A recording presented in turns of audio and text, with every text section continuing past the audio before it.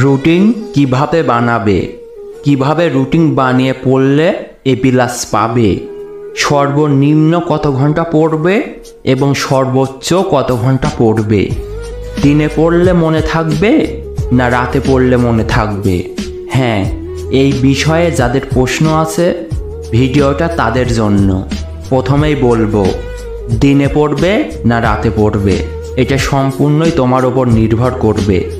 যেমন তুমি কখন পড়লে মনে রাখতে পারো সেটা তোমার থেকে ভালো কেউ জানে না। কিছু ছাত্র আছে যারা দিনে পড়তে পছন্দ করে এবং মনেও থাকে তাদের, আবার কিছু ছাত্র আছে যারা দিনের আওয়াজে পড়াতে মনোযোগ দিতে পারে না, তারা রাতে পড়তে পছন্দ করে। এখন তুমি ঠিক করবে দিনে পড়বে না রাতে পড়বে। টার্গেট, হ্যাঁ টার্গেট অনেক গুরুত্বপূর্ণ বিষয়। এখন তুমি শর্ট টাইম রুটিন মেনে চলবে না লং টাইম রুটিন মেনে চলবে। শর্ট টাইম রুটিন বলতে প্রতিদিন বা এক সপ্তাহের রুটিন, আর লং টাইম রুটিন বলতে 1 মাস 2 মাস কিংবা 3 মাস।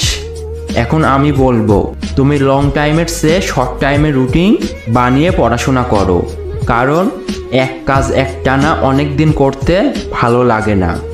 এখন শোনো, ঘুম থেকে উঠবে, উঠে ফ্রেশ হয়ে নাস্তা করে একটা সাদা পৃষ্ঠা নিবে, নিয়ে সেই দিনে কি কি সাবজেক্ট পড়বে সেগুলো লিখবে এবং প্রথমে তোমার যে সাবজেক্টটা ভালো লাগবে সেটা দিয়ে শুরু করবে।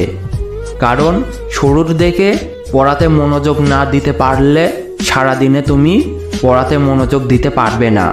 তাই প্রথমে তোমার পছন্দের বিষয়টা রাখবে। এইভাবে সেই দিন যে কয়টা সাবজেক্ট পড়বে সেগুলোর নাম লিখবে এবং সেই সাবজেক্টগুলো কত ঘন্টা পড়বে সেই টাইম থাকবে না। তুমি সারাদিনে ঘুমানোর 1 ঘন্টা আগে সেই বিষয়গুলো পড়ে শেষ করবে। এখন টাইমের কথা বলি, কত ঘন্টা পড়বে সেটা সম্পূর্ণ তোমার ওপর। তুমি সেই বিষয়গুলো যদি 5 ঘন্টায় শেষ করো তাহলে 5 ঘন্টা, আবার 8 ঘন্টায় শেষ করলে 8 ঘন্টা। এখন তুমি কয় ঘন্টায় শেষ করবে সেই কয় ঘন্টায় পড়তে হবে, কিন্তু বিষয়গুলো শেষ করতে হবে।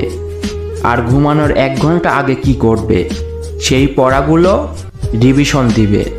রিভিশন দিলে আমাদের মেমোরি সেগুলোকে মনে রাখতে সুবিধা হয়। এইভাবে 10 দিন পড়লে বুঝতে পারবে তোমার পড়ালেখায় কোনো পরিবর্তন হচ্ছে কি না, এবং পরিবর্তন যদি হয় তাহলে এইভাবে পড়াশোনা করলে তুমি অবশ্যই পরীক্ষায় A+ পাবে। সো যাদের রুটিন নিয়ে সমস্যা ছিল আশা করি বুঝতে পেরেছো কিভাবে পড়তে হবে। ধন্যবাদ।